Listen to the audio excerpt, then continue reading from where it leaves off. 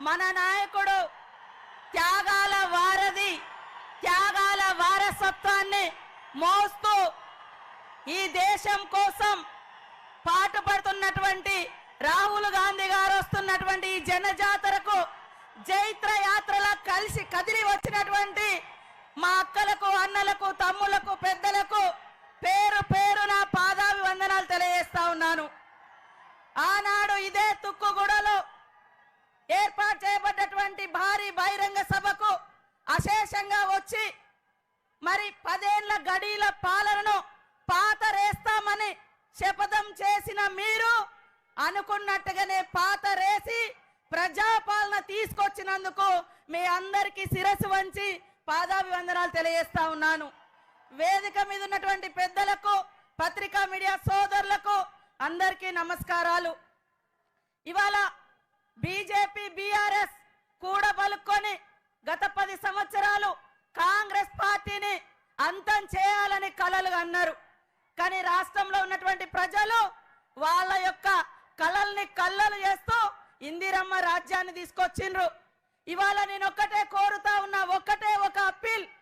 34 సంవత్సరాలు కావస్తుంది ఇవాళ రాజీవ్ గాంధీ గారు చనిపోయి.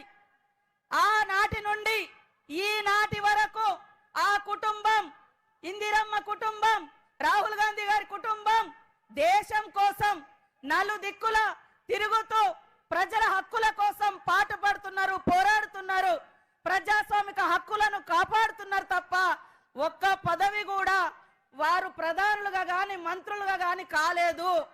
దయచేసి ఇక్కడున్నటువంటి కార్యకర్తలు, నాయకులు అందరూ ఆలోచించండి. ఒక్క అవకాశం రాహుల్ గాంధీ గారిని ప్రధానమంత్రి చేయడం కోసం ప్రతి ఒక్క కార్యకర్త ఈ రాష్ట్రంలో ఉన్నటువంటి 17 ఎంపీ సీట్లను గెలిపించి ఆ కుటుంబంలో రాహుల్ గాంధీ గారిని ప్రధానమంత్రి చేయాల్సినటువంటి బాధ్యత మన మీద ఉందని నేను తెలియజేస్తా ఉన్నాను. ఇవాళ దేశంలో ఉన్నటువంటి ప్రజలకు ఇల్లు కావాలని కొట్లాడుతుంటే ఇవాళ బీజేపీ వాళ్ళు ఏం చూపిస్తున్నారు? మరి ఈడీ కేసులు పెడతారు. మరి వారు చెప్పినటువంటి 2 కోట్ల ఉద్యోగాలు ఇస్తాం సంవత్సరానికి అని చెప్పారు మోడీ గారు. ఆ లెక్కన 20 కోట్ల ఉద్యోగాలు రావాలి దేశంలో. ఉద్యోగాల గురించి అడిగితే అయోధ్యను చూపెడుతున్నారు, అయోధ్యలో ఉన్న రాముని చూపెడుతున్నారు. 10 ఏళ్ల అభివృద్ధి ఏదయ్యా అని మోడీ గారిని అడిగితే ఢిల్లీ నుంచి అభివృద్ధికి నిధులు ఇవ్వడం లేదు కానీ అక్షింతలు మాత్రం పంపిస్తున్నారు. అక్షింతలు ఇంటింటికి వచ్చినాయి కానీ మీరు గల్లీలలో పోయి అడగండి, బీజేపీ వాళ్ళు మీకు ఇల్లు ఇచ్చిర్రా, ఉద్యోగం ఇచ్చిర్రా? మరి ఇంకా జన్ ధన్ ఖాతాలు ధన్ తెరవండి అన్నాడు, 15 లక్షలు ఇచ్చిండా? మరి ఏం చేసిండంటే 10 సంవత్సరాలలో మరి మోడీ గారి పాలన గురించి చెప్తే రాస్తే రామాయణం అంతా అవుతుంది, చెప్తే భారతం అంతా అయితే తప్ప వికసిత్ భారత్ అంట. వికసిత్ ఎక్కడుందయో మీరు చేసిన విద్వేషపు కుట్రలతోటి ఈ దేశాన్ని భారతీయ జనతా పార్టీ విద్వేషపు కుట్రలతోటి, విధ్వంసాలతోటి భారతదేశాన్ని బందీ చేసిర్రు. కానీ మొన్న రాహుల్ గాంధీ గారు పేదల పెన్నిది, ప్రేమల సన్నిధి, త్యాగాల వారధి రాహుల్ గాంధీ గారు కన్యాకుమారి నుంచి కాశ్మీర్ దాకా పాదయాత్ర చేసినటువంటి మహానాయకుడు.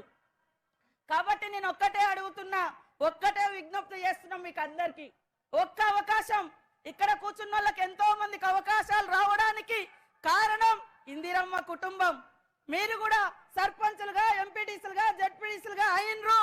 రేపు ఢిల్లీ ఎన్నికల తర్వాత జరిగేది మీ ఎన్నికలు, గల్లీ ఎన్నికలు. కాబట్టి ఖచ్చితంగా 34 ఏళ్ల తర్వాత ఒక్క అవకాశం రాహుల్ గాంధీ గారికి ఇచ్చి ప్రధానమంత్రి చేయడం కోసం ప్రతి కార్యకర్త, నాయకుడు కష్టపడాలని కోరుకుంటూ కాంగ్రెస్ ఇచ్చిన ప్రతి వాగ్దానం అమలైతుంది. అధికారం పోయినటువంటి అసహనంతో బీఆర్ఎస్ నాయకులు మరి పిచ్చి వాళ్ళ లెక్క మాట్లాడుతున్నారు. నిన్న బీజేపీ నాయకులు కూడా మరి రోడ్డు మీదకి వచ్చి ధర్నాలు చేస్తున్నారు ఇవాళ రైతుల కోసం.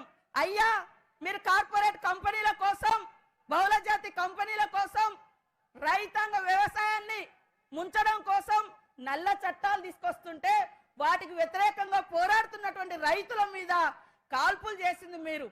ఇవాళ గిరిజన ప్రాంతాలలో ఉన్నటువంటి, ఆదివాసీ ప్రాంతాల్లో ఉన్నటువంటి సహజ వన